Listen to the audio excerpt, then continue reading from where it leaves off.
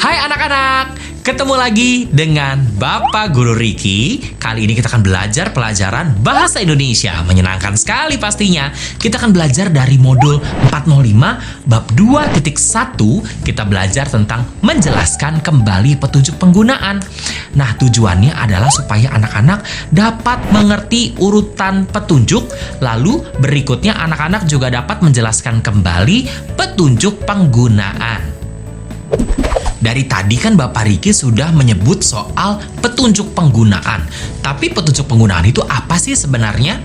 Petunjuk penggunaan adalah instruksi atau panduan yang memberi arah tentang langkah-langkah yang harus diikuti tentang penggunaan suatu alat. Biasanya nih anak-anak akan menemukan petunjuk penggunaan pemakaian sesuatu di dalam sebuah kemasan barang anak-anak. Pasti sudah pernah lihat kan?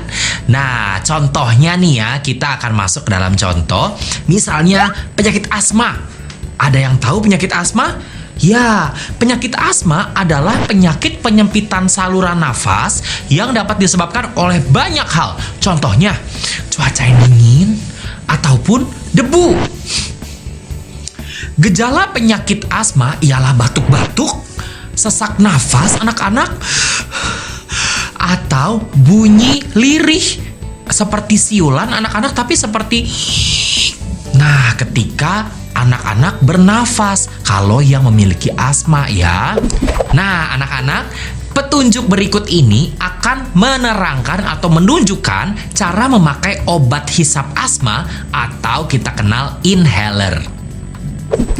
Cara menggunakan obat hisap asma atau inhaler. Yang pertama adalah duduk atau berdiri dengan tegak. Berikutnya, kocok dan buka tutup inhaler. Berikutnya, uji kelayakan inhaler. Caranya bagaimana ya? Dengan menekan dan menyemprotkannya ke udara anak-anak.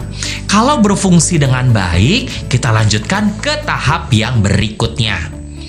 Tahap berikutnya adalah tarik nafas secara perlahan dan langsung dikeluarkan.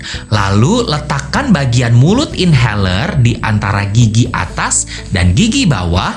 Lalu tutup mulut dan rapatkan bibir. Lalu inhalernya tidak digigit ya, tetapi ya. Lalu setelah ini anak-anak awali dengan bernafas lagi, perlahan-lahan aja. Lalu melanjutkan dengan menarik nafas agak dalam sambil tekan inhalernya.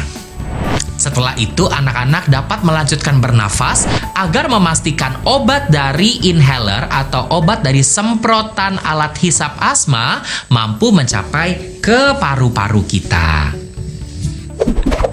Lalu berikutnya anak-anak dapat tahan nafas selama 10 detik atau senyamannya, lalu buang nafas secara perlahan.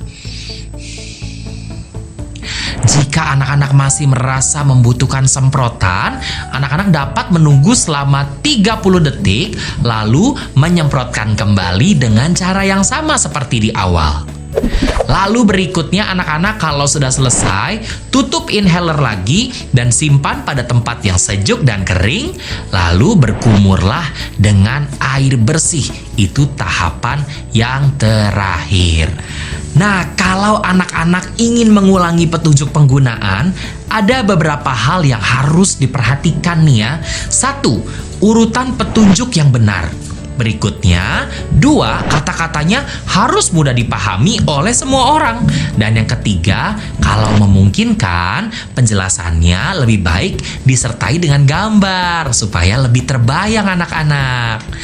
Kita sudah belajar banyak kosakata baru dan juga urutan cara petunjuk penggunaan. Nah, kosakata atau kata-kata baru yang kita pelajari adalah kelayakan, Kelayakan adalah hal-hal yang baik atau perihal baik. Lalu rapatkan. Rapatkan artinya menjadikan rapat. Lalu berikutnya mencapai. Mencapai artinya sampai. Lalu nyaman. Nyaman adalah kondisi yang enak. Sekarang waktunya anak-anak mengerjakan latihan yang ada dalam buku kegiatan. Ambil buku kegiatannya, kita buka bab 2.1, menjelaskan kembali petunjuk penggunaan. Selamat mengerjakan, sampai bertemu di pelajaran berikutnya. Dadah anak-anak.